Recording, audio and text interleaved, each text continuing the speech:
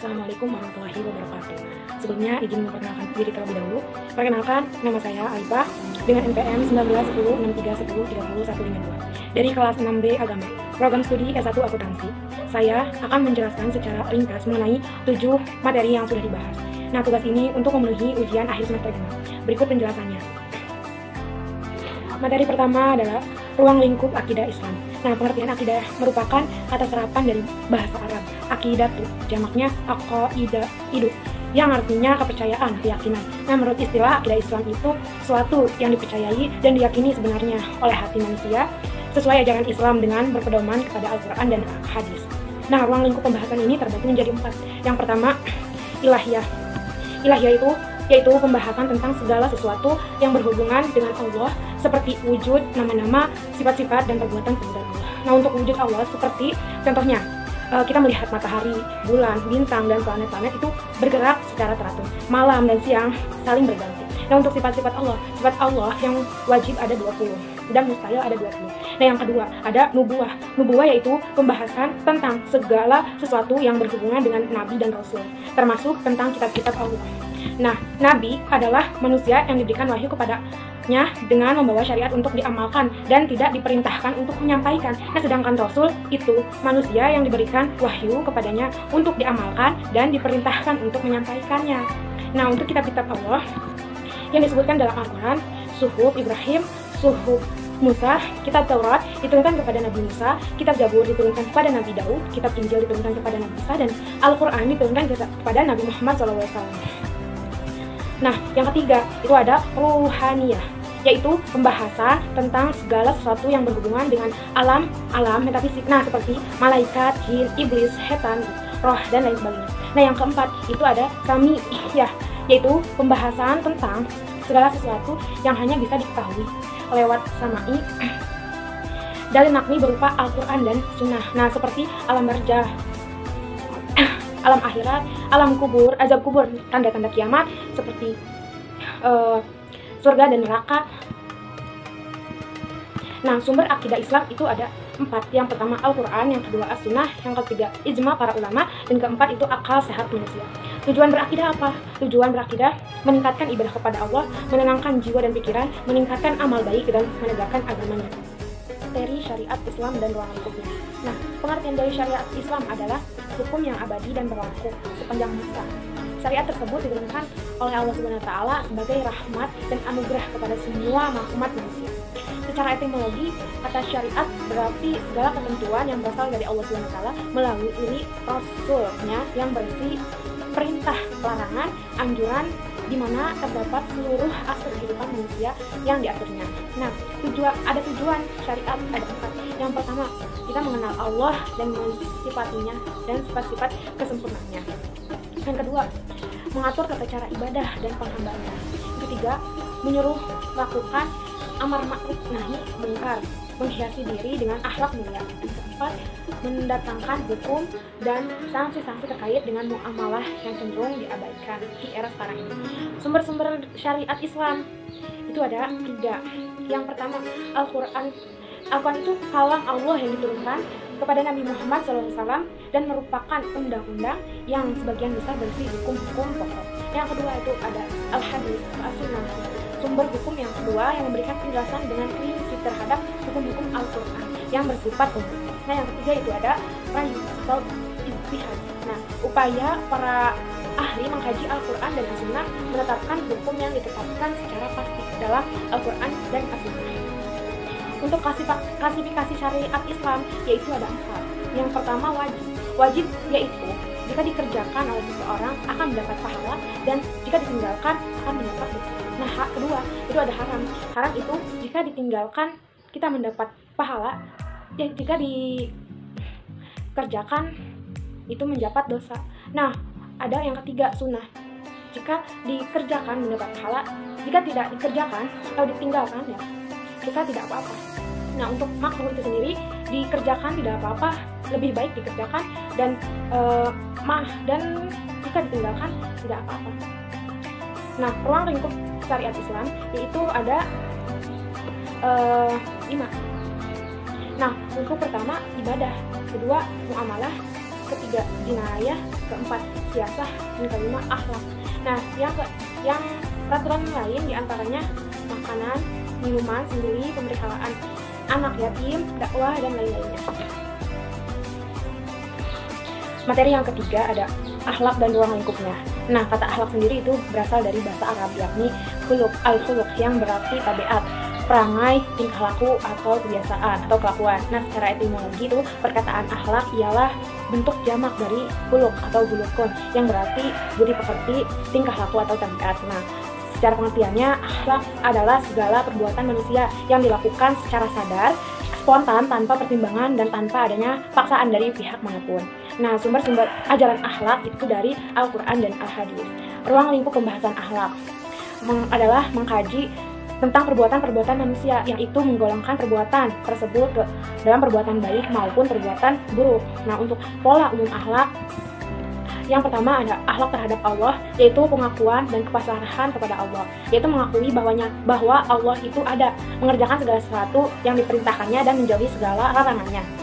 Nah, untuk yang kedua, akhlak terhadap diri sendiri adalah sikap seseorang terhadap diri pribadinya, baik itu jasmani, sifatnya, atau rohani.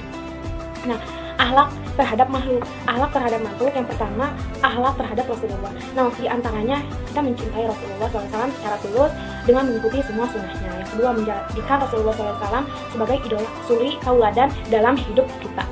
Yang ketiga, menjalankan apa yang disuruhnya, tidak melakukan apa yang dilarangnya. Yang kedua itu ada akhlak terhadap orang tua. Nah, ada beberapa kewajiban kita sebagai seorang anak kepada orang tua menghadapi, yaitu melayani kebutuhan mereka bila mereka membutuhkan kita. Nah, menaati perintahnya selain dari perintah bermaksiat kepada Allah SWT. Berdoa memintakan ampunan bagi mereka sebagaimana kamu berdoa meminta ampun untuk dirimu. Nah, yang ketiga itu ada akhlak terhadap keluarga. Akhlak ini meliputi kewajiban seorang tua, anak, dan kerabat untuk saling membina rasa kasih sayang dan cinta, saling menunaikan kewajiban dan berbakti kepada orang tua, mendidik anak-anaknya, memelihara hubungan silaturahmi dan menyanjungkan silaturahmi yang dibina orang tua yang telah meninggal. Yang keempat ada akhlak terhadap saudara. Nah, banyak cara yang dapat kita lakukan untuk melihara hubungan silaturahmi, antara lain kita saling mengunjungi, saling membantu, saling menolong, bermusyawarah ketika terjadi permasalahan, dan saling memahami keadaan masing-masing. Nah, yang kelima itu ada akhlak terhadap tetangga. Nah, tetangga itu sahabat yang paling dekat bagi kita. Nah, bahkan dalam sabda Nabi Muhammad SAW menjelaskan tidak henti-hentinya Jibril menyuruhku untuk berbuat baik pada tetangganya. Yang keenam ada akhlak terhadap masyarakat. Dan yang ketujuh ada akhlak kepemimpinan. Nah, akhlak terhadap bukan manusia, yaitu akhlak terhadap lingkungan. Ya, kita harus menjaga lingkungan, melestarikan lingkungan hidup kita, menjaga dan memanfaatkan alam, terutama hewani dan nabati, flora dan fauna yang sengaja diciptakan Allah SWT untuk kepentingan manusia dan makhluk lainnya. Nah, untuk pembagian akhlak sendiri itu ada dua. Ada yang pertama akhlakul karimah, akhlak terpuji, dan akhlak mazmumah, akhlak tercela. Nah, tujuan ruang lingkup akhlak ini tujuan mempelajari ilmu akhlak untuk membersihkan kalbu dari berbagai macam kotoran seperti hawa nafsu dan amarah, sehingga kalbu menjadi bersih dan suci. Pengertian, kedudukan, dan ruang lingkup takwa. Pengertian dari takwa sendiri menurut Haji Agus Salim adalah sikap mental seseorang yang selalu ingat dan waspada terhadap sesuatu dalam rangka memelihara dirinya dari noda dan dosa, dan selalu berusaha melakukan perbuatan yang baik dan benar, pantang berbuat salah dan melakukan kejahatan terhadap orang lain, diri sendiri, dan lingkungannya. Nah, kedudukan takwa itu sangat amat penting bagi agama Islam dan kehidupan manusia, yang disebutkan dalam sebuah hadis Abu Dzar Al-Ghifari. Nah, pada suatu hari meminta nasihat kepada Rasulullah SAW. Rasulullah menasihati Al-Ghifari supaya ia takwa kepada Allah, karena takwa adalah pokok segala pekerjaan muslim. Nah, dari nasihat tersebut dapat disimpulkan bahwa takwa adalah pokok segala pekerjaan muslim. Selain sebagai pokok, takwa juga adalah ukuran. Materi kelima ada materi Islam dan ilmu pengetahuan. Pengertian dari ilmu itu sendiri merupakan kata yang berasal dari bahasa Arab. Masdar dari alima, ya'lamu, yang berarti tahu atau mengetahui. Sementara itu secara istilah ilmu diartikan sebagai idraku sayyibi hakikati, mengetahui secara hakiki. Nah, keutamaan untuk ilmu ialah sandi, terutama dari hikmah. Allah merintahkan manusia supaya mencari ilmu ataupun berilmu saat sebelum mengatakan ataupun beramal. Nah, dari Ibnu Taimiyah membagi ilmu yang bermanfaat menjadi 3 bagian, yaitu ilmu tentang Allah, nama-nama Allah, sifat-sifat Allah, dan lain seperti yang disebutkan dalam Al-Quran surah Al-Ikhlas. Nah, yang kedua, ilmu tentang persoalan masa lalu yang dikabarkan Allah. Yang ketiga, ilmu tentang perintah Allah yang berhubungan dengan hati dan anggota badan.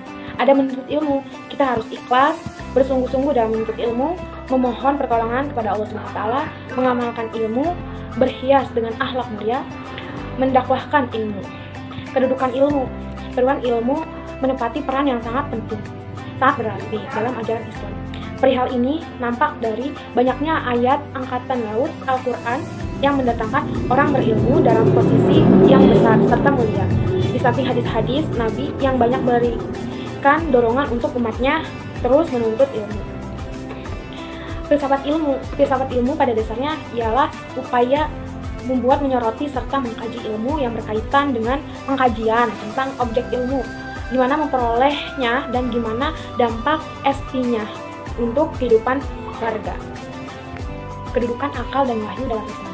Pengertian akal sendiri, kata akal berasal dari kata bahasa Arab, yaitu al-akal adalah masdar dari kata al-khala yaqilu aqlan, yang maknanya adalah fahima wa tadabbara, yang artinya paham, ya, tahu atau mengerti dan memikirkannya, menimbang. Nah, menurut Muhammad Abduh, akal adalah sesuatu daya yang hanya dimiliki manusia, dan oleh karena itu dialah yang memperbedakan manusia dan makhluk lainnya. Nah, fungsi akal itu sendiri, akal memiliki banyak fungsi. Di antara lain, yang pertama sebagai tolak ukur akan kebenaran dan kebatilan. Yang kedua, sebagai alat untuk menemukan solusi ketika permasalahan datang. Yang ketiga, sebagai alat untuk mencerna berbagai hal-hal dan cara tingkah laku yang benar. Materi yang terakhir ada kewajiban menuntut ilmu. Nah, pengertian ilmu sendiri, ilmu berasal dari kata alima ya'lamu ilman, yang artinya mengetahui, sedangkan lawan kata dari tersebut jahlun, yang artinya bodoh. Nah, menurut istilah, ilmu adalah menemukan tiap-tiap sesuatu yang sebelumnya tidak diketahui sampai mengetahui. Dalam Al-Quran, ilmu itu hal yang tidak mungkin datang sendiri. Hal itu dapat dilihat pada surat Al-Nahl ayat 78. Dan Allah mengeluarkan kamu dari perut ibumu dalam keadaan tidak mengetahui sesuatu pun, dan Dia memberikan kamu pendengaran, penglihatan, dan hati agar kamu bersyukur. Nah, pengertian menuntut ilmu itu sendiri, menuntut ilmu adalah ikhtiar atau usaha dalam mempelajari ilmu, baik ilmu dunia maupun ilmu akhirat, dengan tujuan agar ilmu tersebut bermanfaat bagi dirinya dan juga orang lain. Nah, hukum menuntut ilmu itu dalam hadis diriwayatkan oleh Ibnu Majah disebutkan bahwa kegiatan menuntut ilmu itu bersifat wajib bagi muslim. Nah, kewajiban ini gak memandang gender atau status sosial seseorang. Hukum menuntut ilmu dalam Islam, yang pertama fardu ain. Menuntut ilmu hukumnya fardu ain, diwajibkan dan dilakukan oleh setiap muslim, terutama jika hal tersebut diperlukan agar umat muslim dapat menjalankan ibadah kepada Allah SWT. Nah, yang kedua itu ada fardu kifayah. Pada mulanya, hukum menuntut ilmu adalah fardu kifayah. Namun, jika sudah ada sebagian orang yang mengerjakan atau menuntut ilmu tersebut, maka bagi yang lain hukumnya sunnah. Hal-hal lain dalam agama Islam dan kewajiban menuntut ilmu yang tidak termasuk dalam hukum menuntut ilmu yang bersifat fardu ain, di atas hukumnya fardu kifayah. Nah, pentingnya kita menuntut ilmu untuk apa? Untuk perintah dari Allah. Nah, menuntut ilmu itu sama seperti berzihad. Nah, yang ketiga, perintah menuliskan ilmu. Keutamaan menuntut ilmu, kita akan diberikan derajat yang tinggi di sisi Allah SWT. Nah, dan dimudahkan jalan menuju surga. Nah, menuntut ilmu adalah suatu kewajiban bagi setiap muslim, dan di bawah ini ada beberapa hadis yang berhubungan dengan menuntut ilmu. Hadis riwayat Ibnu Abdul Bar yang artinya, tuntutlah ilmu walaupun di negeri Cina, karena sesungguhnya menuntut ilmu wajib bagi setiap muslim. Sesungguhnya para malaikat meletakkan sayap-sayap mereka kepada para penuntut ilmu karena senang atau rela dengan yang ia tuntut. Sekian dan terima kasih penjelasan ringkas dari saya. Mohon maaf bila ada kesalahan kata atau penyampaian, mohon dimaafkan. Wabillahi taufiq wal hidayah. Wassalamualaikum warahmatullahi wabarakatuh.